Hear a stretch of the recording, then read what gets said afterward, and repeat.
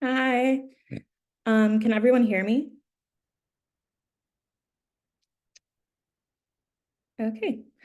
Hi, and welcome to PESP's webinar, Understanding Private Equity. PESP stands for the Private Equity Stakeholder Project. But let's get started with some introductions in the chat. Feel free to share where you are coming from and maybe what brought you to the webinar today. So I'm Kay, and I'm the Senior Housing Campaign Coordinator at PESP. And in this role, I work with tenant unions and housing groups to support their organizing strategy as they fight back against private equity landlords. Hey everybody, I'm Mad Bankson. I'm PESP's housing researcher, and I support K and tenant groups in their organizing efforts by doing research on large corporate landlords, their properties, and the policies that can help protect tenants from the worst corporate landlord practices. So now we're going to do a quick poll to understand how comfortable people feel already understanding private equity. Thanks, Mad. So we really created these materials because we noticed when we were talking to housing organizers and advocates, there appeared to be a need for educational materials that kind of made private equity feel more accessible. I know that like when I started this role, I knew private equity was bad, but I didn't actually understand what it was or what it entailed. And through this role, I also realized that a lot of people's lives are touched by private equity, but again, they didn't really have like a one pager or a website they could go to easily explain it. So yeah, we wanted to point people to some materials that they could easily reference in conversation. And that's what led to our popular education project. So this webinar is also celebrating the launch of a new popular education landing page on our website where you can easily access all of the materials and use them. And the materials can be found on pestakeholder.org/private-equity-101. This is an intro webinar, so we won't be able to answer all of your specific questions about private equity as it relates to housing, but instead this is supposed to be like a starting point for your campaigns. And if you have any more specific questions, you can email us, and our emails will be listed at the end of the presentation.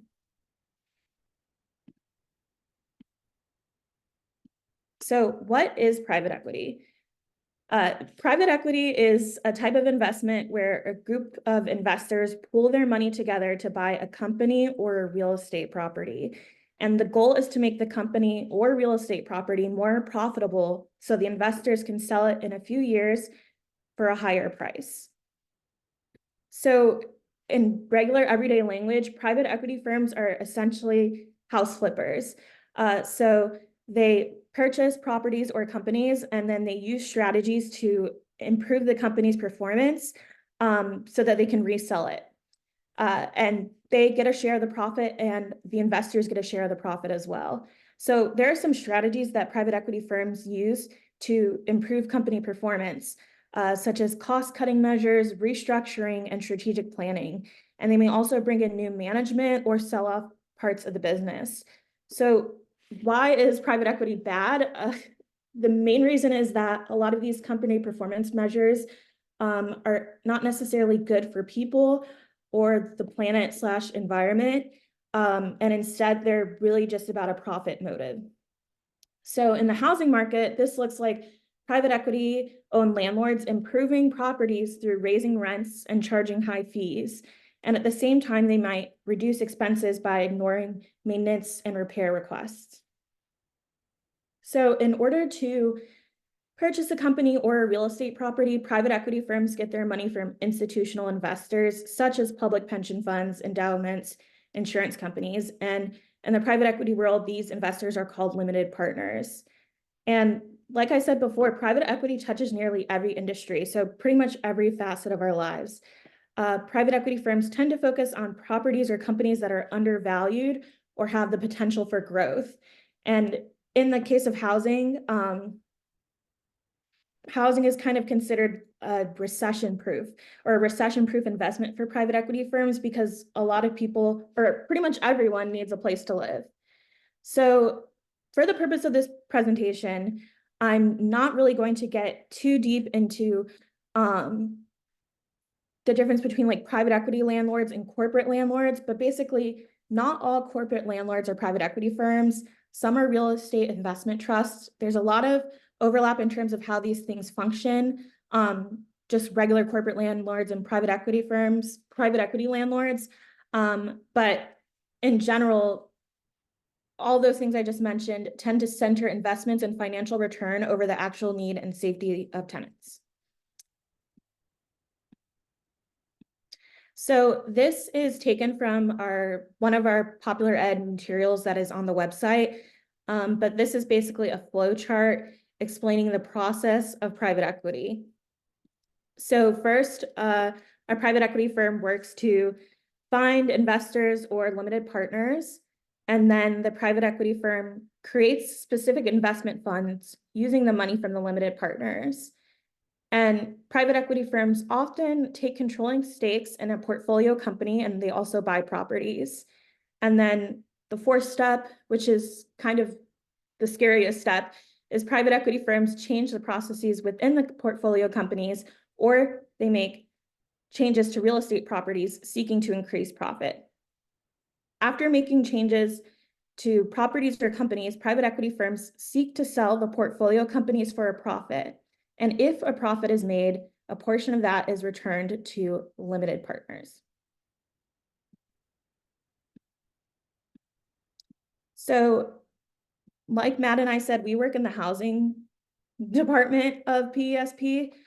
So a lot of the materials that you'll find on the website relate to housing because that's what we know best.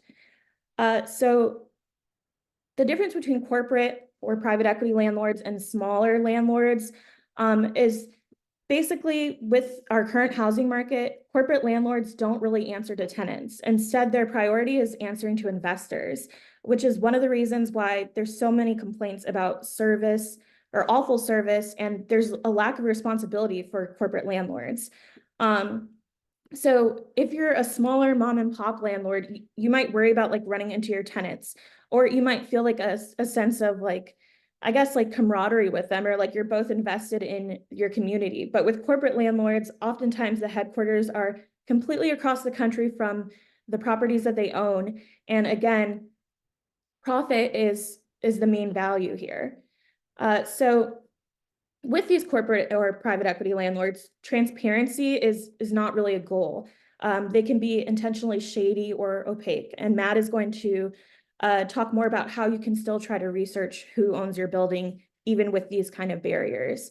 But everything from maintenance requests, funding, even the headquarter location for a private equity landlord is essentially obscured from tenants. And that's in an effort to decrease accountability and also works to stop tenants from building power. So in the past 10 years, the housing market has been increasingly financialized, and housing is thought of as a commodity, and that's given rise to corporate landlords and the private equity boom. But another thing is that the conditions for private equity really changed after the 2008 financial crisis. So after that crisis between 2011 and 2021, the 5 largest rental home operators have increased their cumulative ownership of rental homes to almost 300,000 units across the country. So the foreclosure crisis pretty much seemed like an opportunity to a lot of these private equity firms in terms of buying up people's houses that were foreclosed on and then renting them back to other people. And this is such a big problem that in 2021, the House Financial Services Committee released a report on it, and they found that the 5 largest single-family rental companies purchased homes in neighborhoods with significantly larger Black populations than the national average. So during the 2008 and onward financial crisis, a lot of Black homeowners, a lot of Black first-time homeowners lost their housing due to foreclosure, and they're now forced to pay rent to these private equity firms that essentially preyed on their neighborhood and tried to find a way to make a profit. So like I said before, housing is often considered to be a recession-proof investment. That's why investing in housing is so enticing to private equity firms over things such as technology, because even though housing should be a public good, it's being framed as something that is only used to make corporate landlords more money. So private equity firms invest in real estate that often puts profits over the well-being of tenants. So that leads to rent increases, that leads to eviction, neglect of maintenance issues, increased fines, and poor customer service. For example, one of the groups that we work with, there are a lot of tenants that are part of a Victims of Progress Residential Facebook group. So that group has thousands of members who are basically just trying to find ways to, like, in some cases, pay their rent, understand why they're being charged thousands of dollars, understand why they're being fined. And a lot of the complaints in that Facebook group revolve around people not being able to get in touch with their landlords or not being able to put in maintenance requests. So the landlord is unavailable to fix their issues, but they're there to collect rent and also charge fees. Another example is a group of tenants that we worked with in Alexandria, Virginia, in the Southern Towers building, which is owned by the CIM group. The tenants there had flooding for over 24 hours, just nonstop flooding, and they were unable to reach their landlord. Yet their landlord was available to serve out eviction filings during the COVID eviction moratorium. Another issue is that sometimes private equity firms will collaborate with local or the federal government in terms of contracts to build or purchase housing. And also, a lot of private equity firms are financed through the FHFA, which is the Federal Housing Finance Agency. And in these scenarios, which is particularly harmful, is there's often little to no oversight of the behaviors of the private equity firms. So these firms are really in business with the government, but they're not held to a minimum standard of living that they're supposed to be providing for tenants. And that was really interesting during the beginning of COVID, where there were eviction moratoriums, so a federal ban on evictions, but private equity firms were continuing to evict during this period, even if they were given money from the FHFA. And then another group or space that private equity firms may collaborate with are nonprofits. So, for example, the CIM group has a partnership with Habitat for Humanity, which is a nonprofit that's supposed to be focusing on giving people housing, but they have all of these complaints from their current tenants. And because private equity is so opaque, it's difficult to say or know specifically how many homes or properties are owned by private equity, because they use shell companies, et cetera. But a 2022 estimate by Americans for Financial Reform found that private equity owns at least 1.6 million units. And this is most likely an undercount because, again, the private equity industry is not really big on transparency. So I just showed y'all a flow chart that broke down the private equity process, but I wanted to kind of go over these specific case studies or examples. And again, this is also on the Popular Education website. So Blackstone, which is the largest private equity company in the world, raises money from pension funds and other investors. And in 2012, Blackstone founded Invitation Homes and created a fund to buy foreclosed single-family homes and rent them out. Blackstone's Invitation Homes bought 80,000 single-family homes to rent between 2012 and 2019, and then they increased their income by charging high rents and fees and reduced expenses by skimping on maintenance and repairs. And then in 2017, Blackstone took Invitation Homes public and sold off 25% of the company. And Blackstone sold off the rest of its stake in Invitation Homes in 2019. And it made about $7 billion from its sale of Invitation Homes. So a portion of that sale is going back to the limited partners that initially invested. And then in the case of CIM Group, which I mentioned, CIM is a Los Angeles-based private equity firm, and they raise money from pension funds and other investors to purchase real estate. In 2020, CIM purchased Southern Towers, a 5-building apartment complex of over 2,000 units in Northern Virginia. And it did that with about a $346 million loan from the FHFA. And CIM ignored mold, pest, and other maintenance issues and filed hundreds of eviction notices during a nationwide ban on evictions. And tenants felt that CIM wanted them out so that the company could charge higher rents to employees of Amazon, which had just announced it would build its second headquarters a few miles away. So public pension fund boards are related to private equity in a way, and that's kind of our bread and butter at Private Equity Stakeholder Project, but a lot of people don't really know how these interact with private equity. So we have a one-pager on the popular education page that breaks down the connection. But basically, public pension funds are retirement benefits for public sector employees working for cities, counties, states, or the federal government. And public pension fund boards are responsible for the oversight of that fund through making sure that the board adheres to all state laws and regulations, including federal taxes, financial reporting, et cetera. But public pension funds also provide 1/3 of the investment in private equity. So private equity firms go back to the same public pension funds every few years seeking additional investments. And overall, like, public pension funds are a public good, especially when we're seeing attacks on retirement and also inflation and raised cost of living.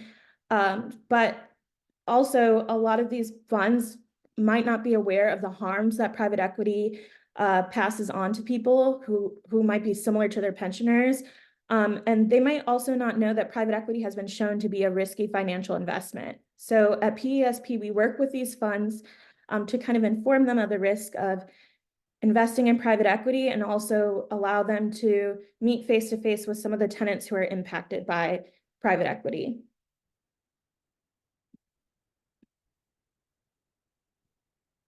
So I was able to briefly look at the chat, and it seemed like a lot of people came to the webinar because they're organizing against private equity.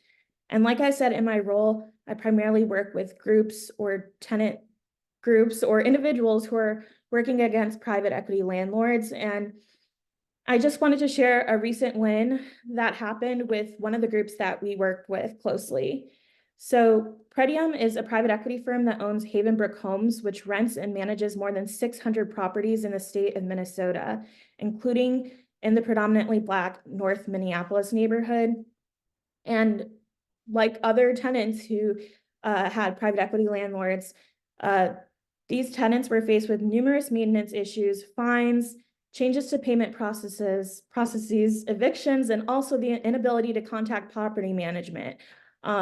I spoke with a former organizer on the campaign, and I believe that for hundreds of buildings, there was only one maintenance person who responded to requests. So that's pretty much impossible. So when tenants were faced with these issues, they began organizing in a group called IX, or Inquilinos Unidos, which was working with Private Equity Stakeholder Project. And they tried a variety of tactics, including writing public comment at public pension fund meetings, op-eds and reports. And at one point, they even sent a clown to deliver a letter to Havenbrook employees. So in February 2022, Minnesota Attorney General Keith Ellison sued Front Yard Residential and its private equity owner Pretium. So a lot of the companies involved in this have kind of changed their names. But something that you need to know is that Pretium was sued. So Pretium, which owns this company, was sued. So Ellison said that Pretium's strategy of extracting profit from their tenants by claiming to provide them with prompt, high-quality maintenance and repair, but also leaving them in uninhabitable homes isn't just shameful, it's deceptive, fraudulent, and violates Minnesota law. And the lawsuit alleged that the company failed to repair and maintain rental homes that lacked heat, had backed up sewers, doors, and windows that could not close, mold, and even wild animals. So last week, there was a settlement agreement with this case, and under the agreement, Havenbrook will have to put $2.2 million into a restitution fund for current and former tenants who had either delayed repairs, reported that a member of their household was diagnosed with elevated blood lead levels, or tenants who had been illegally forced to leave a Havenbrook home during the governor's COVID-19 eviction moratorium. And organizers and housing advocates are recognizing this as a win, and also just an example of something that can happen in other locales.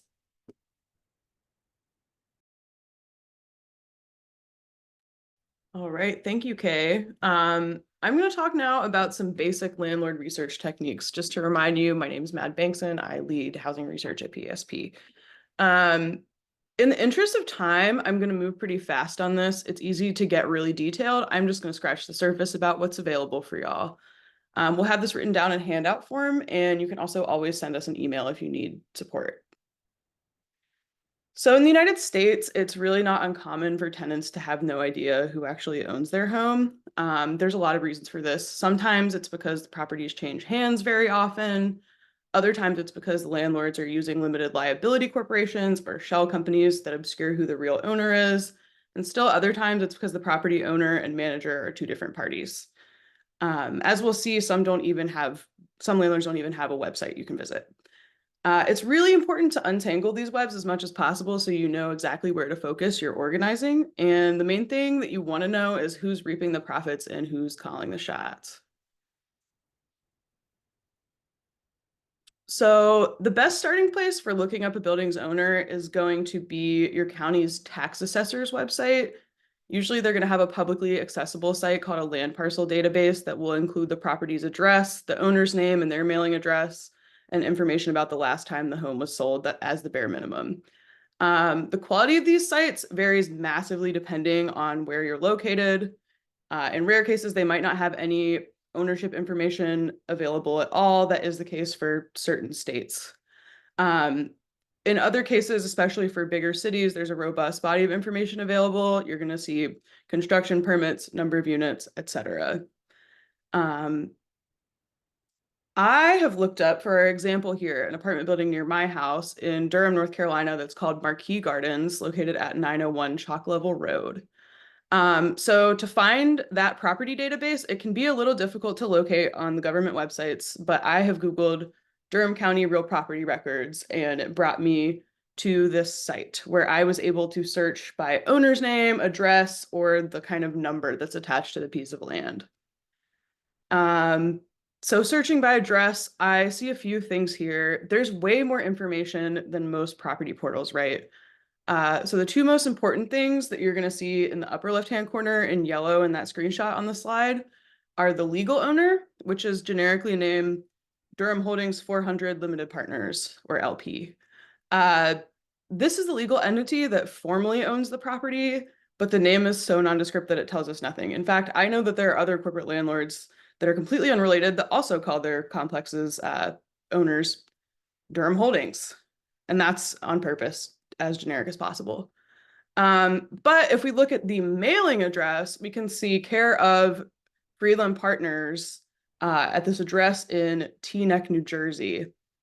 So for me, a New Jersey address is an immediate red flag that this is probably a private equity firm or other large investor landlord.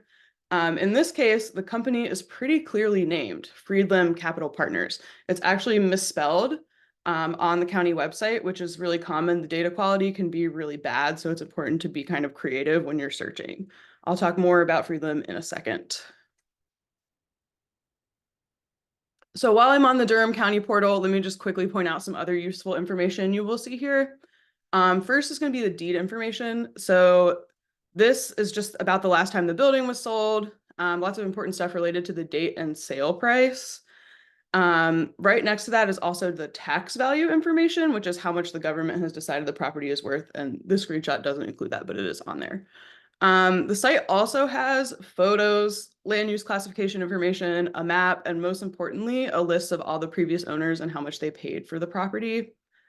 So in the case of this property, we can see that it sold for a whopping $32 million in 2020, which is more than twice what the current owners bought it for in 2022.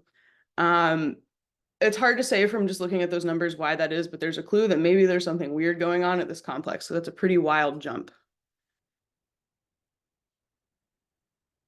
All right, so going back to those addresses we found, that New Jersey address, for our next step, I would usually take those addresses and just plot them straight into Google to try and identify the company behind the LLC.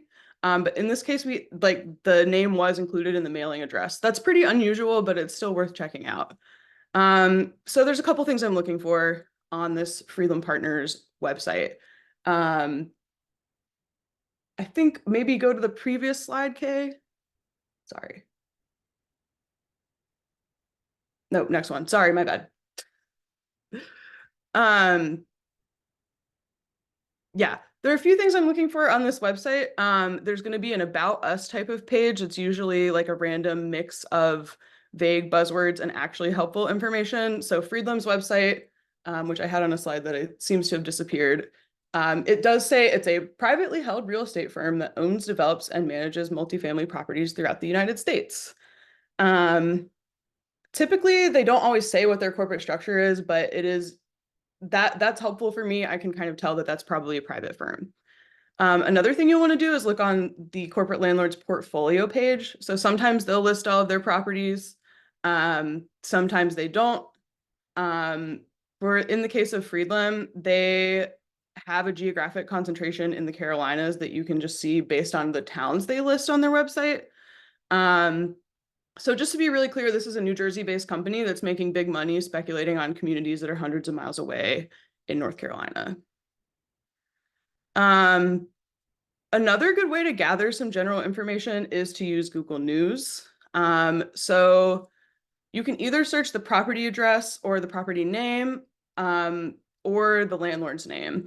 So I just went and searched Freeland Partners, which gives us a bunch of articles from real estate and business journal publications that discuss their recent purchases, including another one that's in Durham. So it's already helping us identify some of those other assets that we might want to look into. These articles also can have a goldmine of information about the company's recent activities. It just depends on what people have written about it. You can also search up the complex itself, which will bring up some interesting information about the property's sales history. And again, this kind of gives us a narrative to the data that we were seeing on sales earlier from the county website. This is also where you would find local news coverage if there have been tenant problems. Somehow this landlord doesn't have any, which is strange because they have a lot of issues with eviction. But in that case, I would also look at Better Business Bureau reviews or other social media to get a general sense of the problems. All right. Here's my landlord website slide. That's just giving you kind of a look at what their portfolio page and about page might look like. Mix of mumbo jumbo and useful stuff. Let's move on to talking about shady LLCs. All right.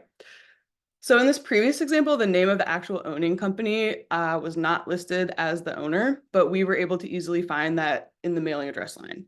So what would the process be for a building where we only have an LLC name? First, I need to explain a little bit about what an LLC is. We've been talking about it throughout this presentation, but it's worth saying explicitly. An LLC is a limited liability corporation, so that's a business structure that, unsurprisingly, is designed to limit liability for the landlord. Landlords usually make an LLC for each apartment building they own so that their assets can't be legally separated and taken.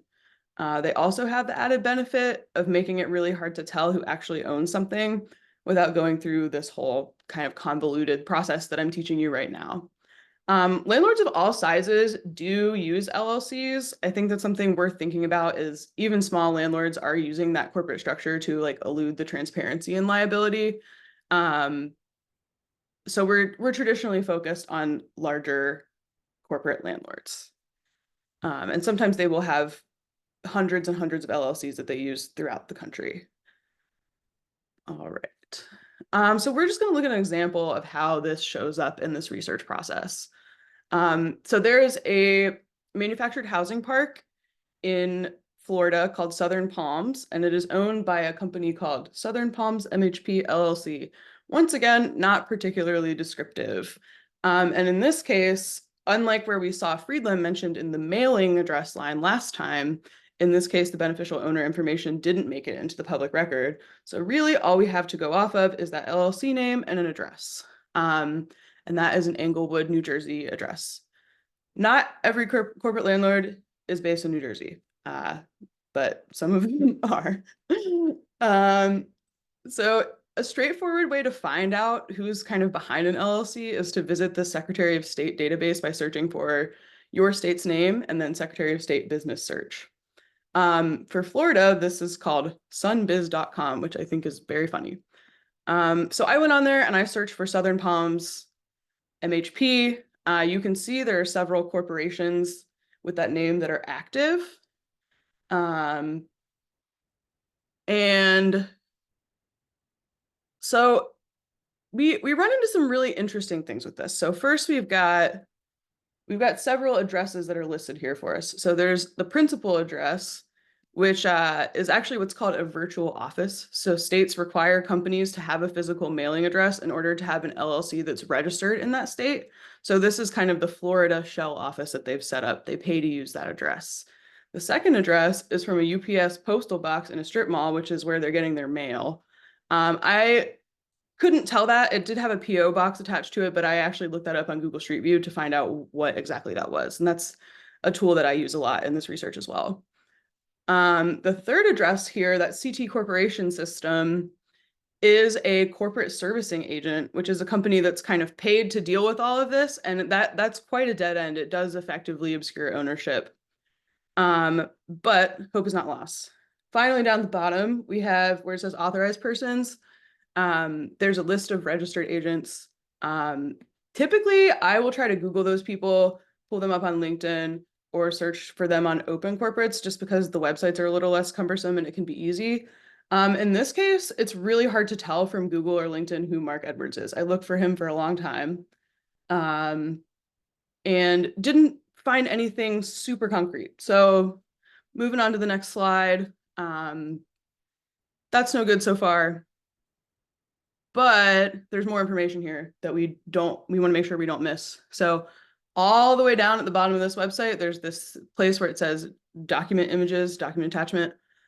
Scanned documents often are going to have really helpful details that the main site won't include, especially in the state of Florida.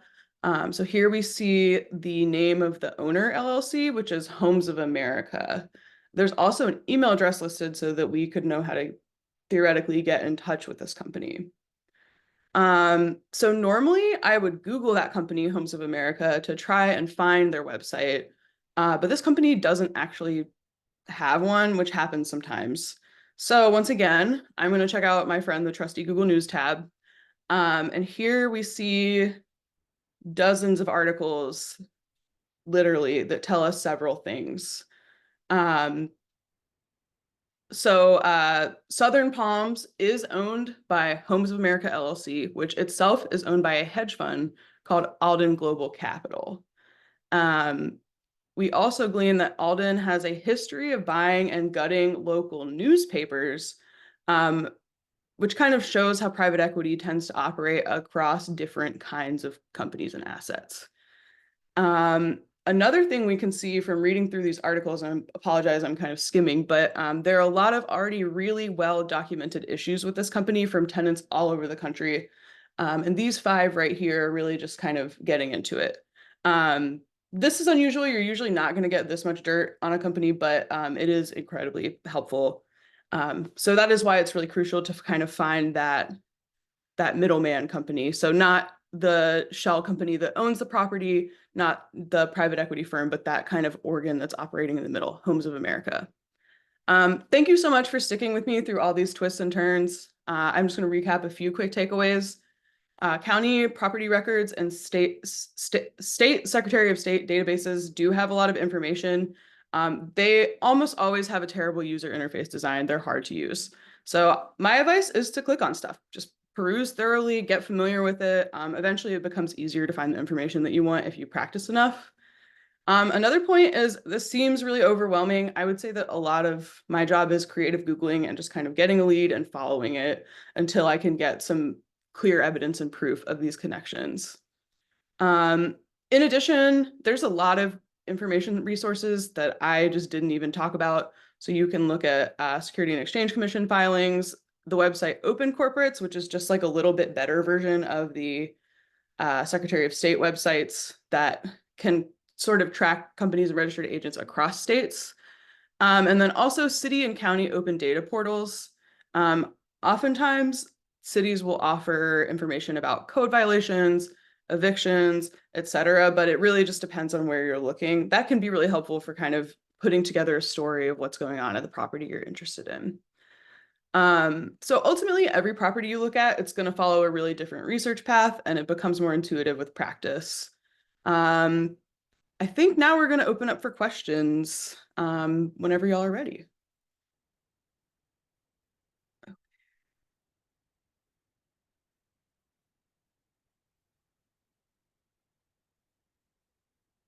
Juliana says, I'm putting questions from the chat. Here we go. Pardon me. Yeah, so there's a lot of questions. Do you, how do we want to go about this? A lot of them are pertaining to research, but I can answer one of them that relates to organizing, I think. And the question is that a good strategy to fight private equity to insist that pensions divest from these firms? So that's kind of like, I guess, like with everything with private equity, it's kind of a difficult question, but one of the reasons that we talk to public pension funds is because the industry is so, lacks so much transparency. Public pension funds are one of the only ways that we can find transparency. So with public pension funds, we're able to research what kind of investments they've made and when, and with other limited partners, we don't have that transparency. So that's kind of why we focus on them. And as if it's a good strategy, I mean, I think so. We've seen a lot of results.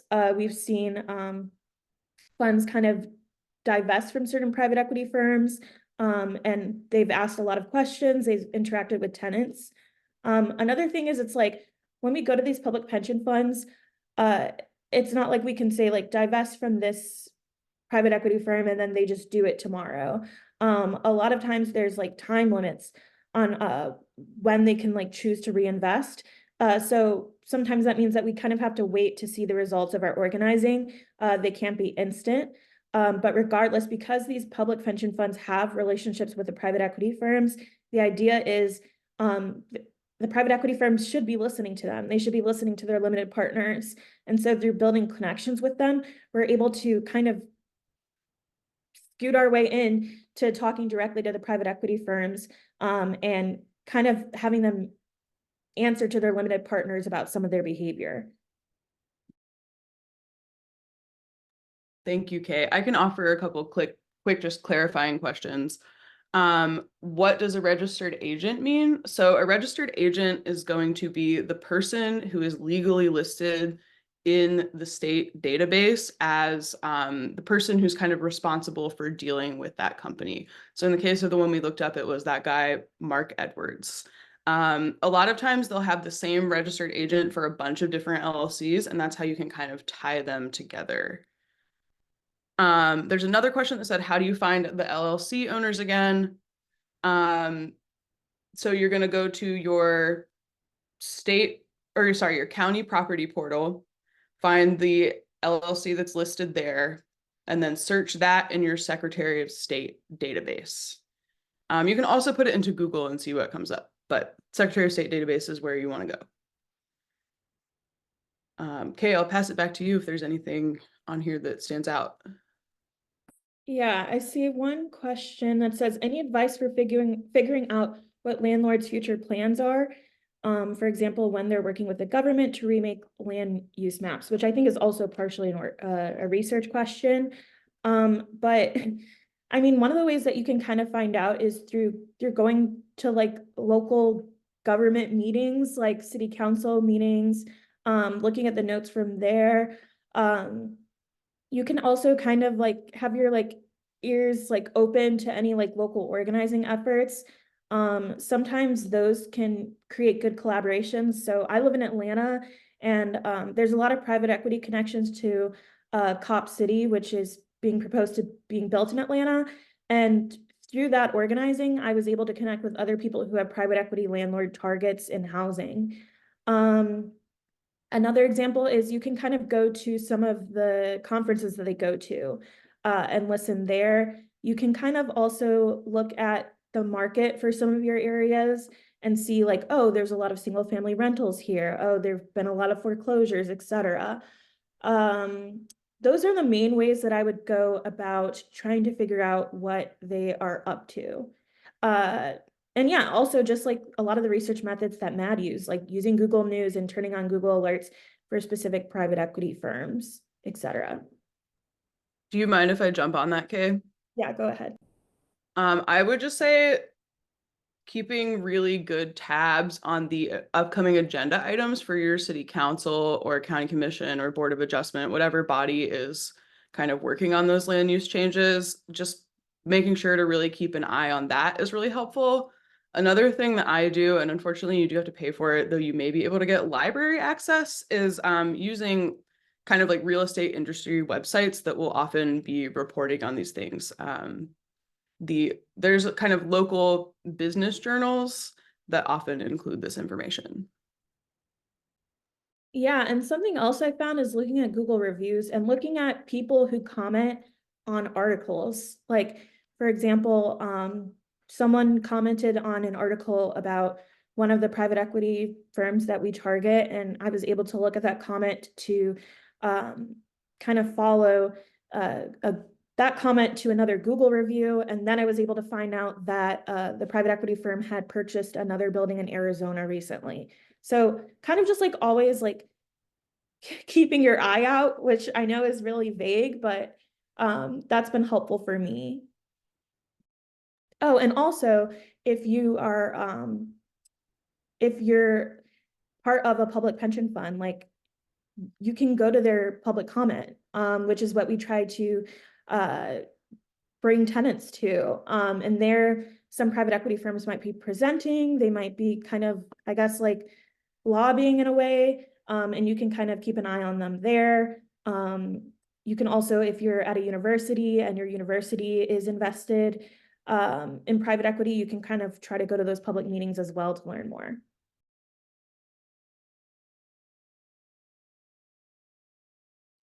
Hey, how about this question? If you find some kind of local address, can that be good information for a protest or some kind of action? Um, it really depends. So like when you're planning an action, like uh ideally you'll have a strategy built out and you'll have a target and you'll have a list of demands for what you want that target to do. And then that's kind of how you plan like direct action, public comment, et cetera. Everything should be, in my opinion, everything in organizing should be driven by the long-term strategy. So we've had protests outside of headquarters of private equity firms, and that aligned with our long-term strategy. But in some cases, in many cases, a lot of the places where the issue is at is completely removed from the headquarters of the private equity firm. So you can be based in Virginia and your landlord is based in California. So if you have the money to go to California to do that, like by all means, like I think it's a good idea, especially so they can see the faces of the people that they're harming. But it's kind of difficult that way. And a lot of these firms are in like the ugliest buildings ever, like where it's just difficult to even find out where the front door is. So again, if you think that's like good for your overall strategy, go ahead. But I mean, I think that going to the public pension funds is a good first step personally.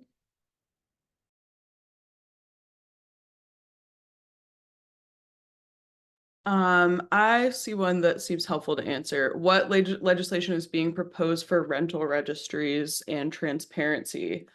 This is huge conversation at every level of government right now, from local to state to even federal. There is some talk about this. I've actually written a really extensive report about landlord licensing and rental registries that I will link down here in just 1 second. And it gives a pretty good roundup of places where it's worked and what you would want to see out of those policies. And we do have kind of a larger policy series if you're interested in those type of interventions, in addition to directly building tenant power and direct action. I see a question that says, do we offer training around organizing strategy and tactics overall? Not really currently. We do presentations like this, but if it's something that you're interested in with your group, especially if you have a private equity landlord target, feel free to email me and we can get in touch about it.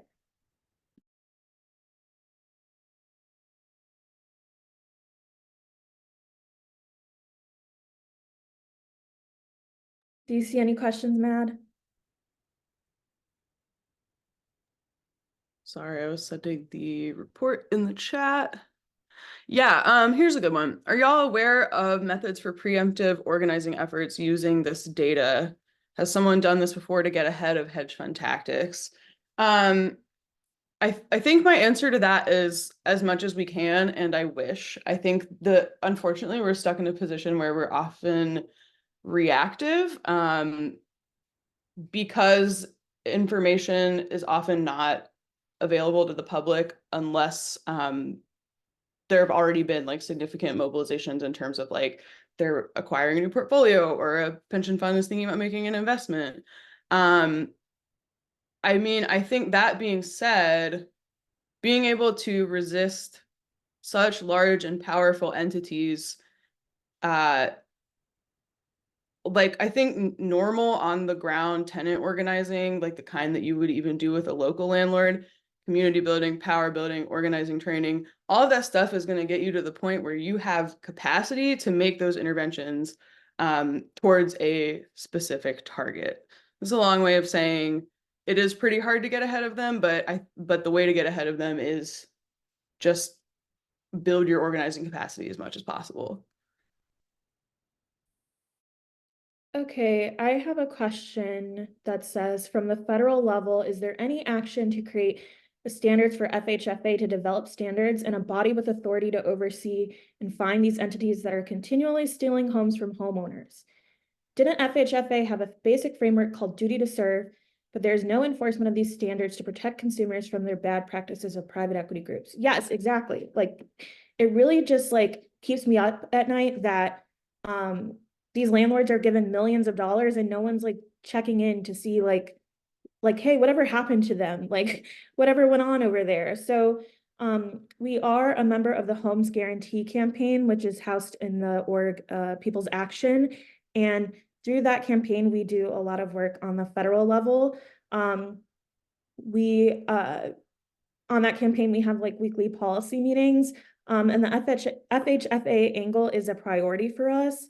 The lead of that campaign, Tara, recently had an article out in these times about how in Biden's State of the Union, it would have been great if he had mentioned the FHFA, because right now there is really limited oversight.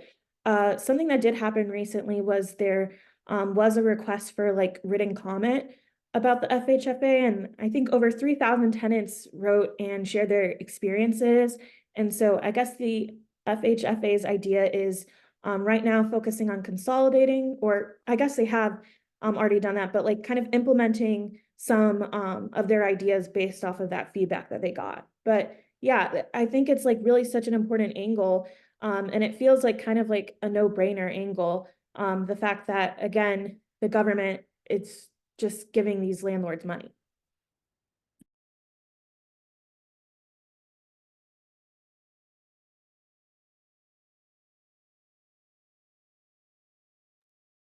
I see one here says, as of January, companies now have to give the names of their investors to the IRS. Can we get that information? That is not something that I've heard for private equity in particular, because they are private, as far as I know. That perhaps if you have an article, I have things to learn there for sure. For landlords that aren't private equity, there are numbers of ways to look up their stuff. So for REITs, real estate investment trusts, you can look at what's called a 10K filing, where they have to list kind of a lot of details about their operations and their risks, so that investors, they're kind of like these publicly traded companies, so that those investors can make informed decisions about their investments. But for private equity, I don't know that there is that same equivalent. That being said, we have access to a database that we are able to look up some of those investors if they are public pension fund systems. Okay, so I think we have time for like one more question each. So a question here says, who would you recommend reaching out to for help with issues with shady landlords? There's a tenants union in the next city over. Would that be a good starting point? I think so. Even if that group can't help you, they might know people in your area who are working, who are organizing against a certain landlord, and they can kind of hopefully at least point you in the right direction. Um, and if that doesn't work, you might want to like try to get to know your neighbors in a way and kind of see if they're having similar issues. And then you can kind of form a group together and go from there. But yeah, reaching out to your local uh, tenants union, I think seems like a good first step.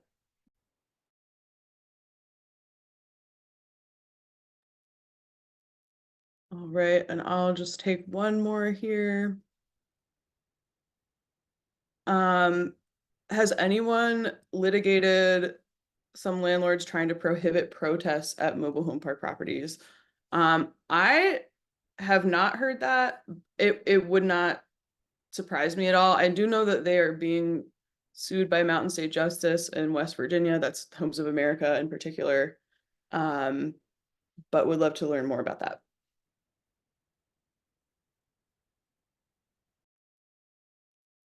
All right, thanks y'all. Like I said, we had a lot of questions, so feel free to email us, which is not on this page. So I'll go back to the page that it's on. But you might want to take a quick picture. This is where you can find out more information, and I will close your eyes. This might make you dizzy. Yes, this is where our emails are, and you can email us with more specific questions.